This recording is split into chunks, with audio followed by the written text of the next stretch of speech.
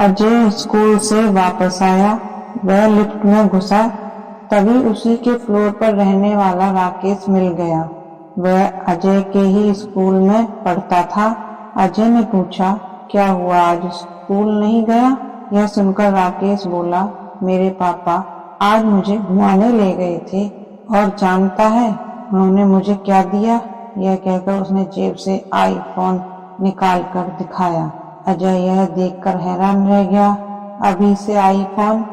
मेरे पापा तो मुझे सिंपल सा फोन भी नहीं लेने देते। यह सुनकर राकेश हंसने लगा। किस दुनिया में रहते हो तुम लोग? आईफोन के बिना आजकल कुछ होता है? जिसके पास आईफोन नहीं, लोग उसे गरीब मानते हैं। कुछ ही देर में दोनों का फ्लोर आ गया। अजय अपने घर पहुंचा। आज बहुत परेशान था, सीधा अपने कमरे में चला गया। अजय संतोष जी और राधिका जी का इकलौता बेटा था। संतोष जी एक कंपनी में नौकरी करते थे। उनकी सैलरी से फ्लैट और गाड़ी की ईएमआई निकल जाती थी, तो कुछ बचता नहीं था। बस किसी तरह गुजारा हो रहा था। इस अपार्टमेंट में शिफ्ट होते ही उनके खर्चे डबल हो गए थे। स्टेटस के चक्कर में गाड़ी भी लेनी पड़ गई। राधिका जी अजय के कमरे में गई। क्या बात है बेटा, तबीयत ठीक नहीं है क्या? चल खाना खा ले। अजय ने लेटे लेटे ही जवाब दिया, मुझे भूख नहीं है। राधिका जी समझ गई कि किसी बात पर गुस्सा है। वो बोली, मुझे बता क्या बात है? क्या स्कूल में किसी ने कुछ कह दिया? अजय उठकर बैठ गया। मम्मी पता है मेरे सारे दोस्तों के पास आईफोन है, बस एक राकेश के पास नहीं था। आज उसके पापा ने भी उसे आईफोन दिला दिया। अगर गरीब बनकर रहना था तो यहाँ आने की क्या जरूरत थी? राधिका जी को एक बार तो बहुत गुस्सा आया, लेकिन फिर भी उन्होंने बात को संभालते हुए कहा, बेटा ऐसा नहीं कहते। तुझे पता है हमने कितनी मुश्किल से यह फ्लैट खरीदा है, उसकी ईएमआई, गाड़ी की ईएमआई, उसके बाद बहुत मुश्किल से घर का खर्च चल पाता है। अजय रूठ कर बैठा था। वह बोला, बस यही सब बहाने बना लगाते रहो। पापा को बोलो ना कोई बड़ी कंपनी ढूंढ लें जहाँ अच्छी सैलरी मिले। राधिका जी को अब गुस्सा आ गया था। हाँ, तुझे लगता है तेरे पापा जानबूझकर कम सैलरी की नौकरी कर रहे हैं। जानता भी है कुछ बड़ी कंपनी से हर दिन लोग निकाले जा रहे हैं। और हाँ, कान खोल कर सुन ले, कोई आईफोन नहीं आ रहा है। तेरे स्कूल की फीस भर रहे हैं, वही काफी है। अपनी पढ़ाई कर, इन सब चक्करों में मत पड़। मम्मी को गुस्से में देखकर एक बार अजय को लगा कि अगर ज्यादा बोला तो मम्मी मारना भी शुरू कर देगी, इसलिए वह चुप हो गया और मुंह फेर कर सो गया। शाम को संतोष जी घर आए। अजय, ये मैं क्या सुन रहा हूँ? आज तुम फिर से आईफोन की जिद पकड़ कर बैठ गए।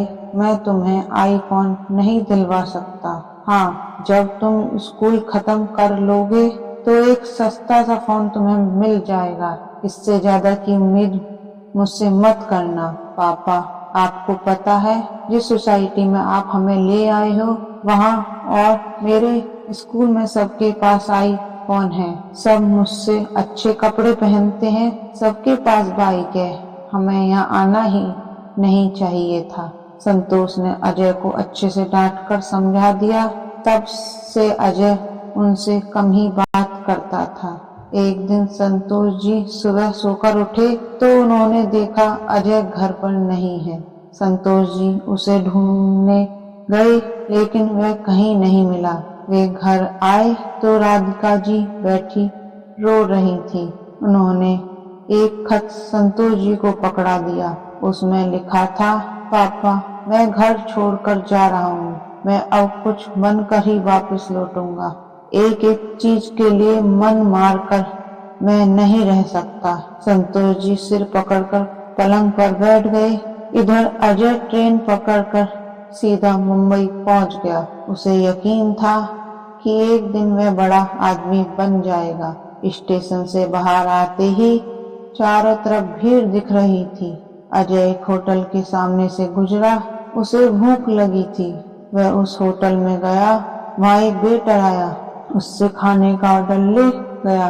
कुछ देर में एक कमजोर सा आदमी, जिसकी उम्र लगभग 45 साल की थी, खाना टेबल पर लगा गया।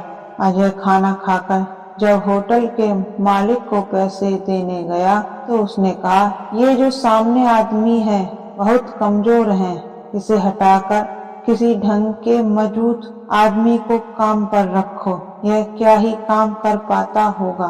बेटा, यह आदमी बहुत अमीर बाप की औलाद है, लेकिन आज से 20 साल पहले यह किसी बात पर अपने घर वालों से नाराज होकर यहाँ आ गया।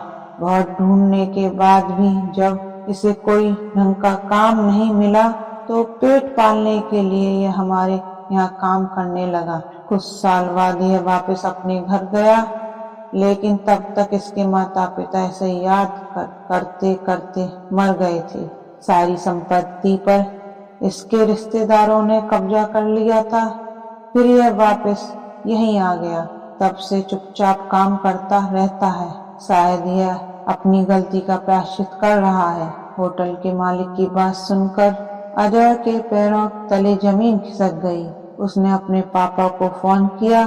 पापा, मुझसे बहुत बड़ी गलती हो गई। मैं आपसे कभी कुछ नहीं मांगूंगा। मैं कल तक वापस आ जाऊंगा। संतोष जी ने पूछा, बेटा तू कहाँ है? मैं तुझे लेने आ जाता हूँ। नहीं नहीं पापा, बस मैं आ रहा हूँ, कहकर अजय ने फोन काट दिया। रात की ट्रेन पकड़कर वह घर के लिए रवाना हो गया। जीवन का वो सबक जो उसके पापा उसे न सिखा पाए, उसने ठोकर खाकर जान लिया था।